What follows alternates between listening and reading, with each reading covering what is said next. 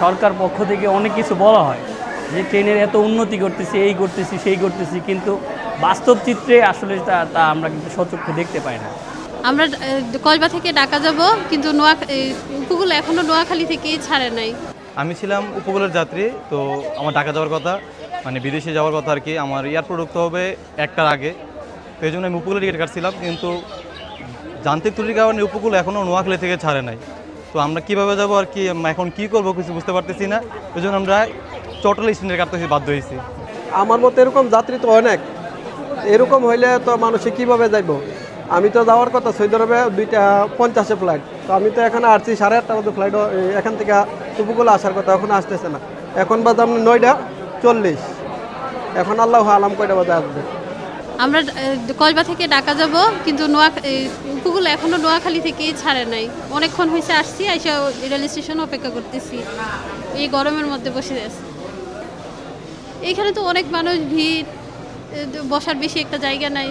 আমরা উপকূলের যাত্রী, আমরা দীর্ঘক্ষণ ধরে অপেক্ষা করতেছি নির্দিষ্ট টাইমে। আপনার গাড়ি না আসার কারণে বাচ্চা কাচ্চা নিয়ে এসে আমরা খুব হ্যাসেলের মধ্যে আছি।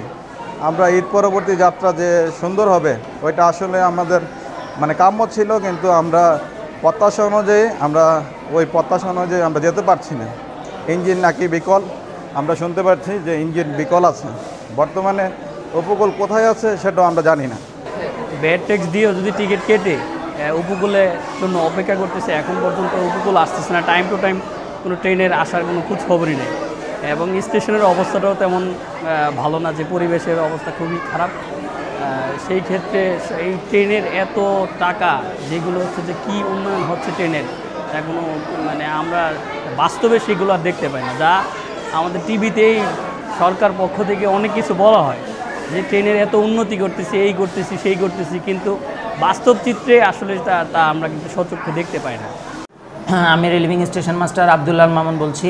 আমি আজ আছি কসবা স্টেশনের দায়িত্বে সহকারী স্টেশন মাস্টার হিসাবে।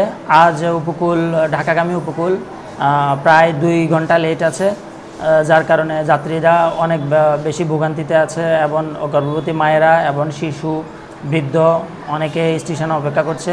আজ যান্ত্রিক ত্রুটির কারণে উপকূল এক্সপ্রেস সোনাইমুড়ি স্টেশন দাঁড়ানো আছে।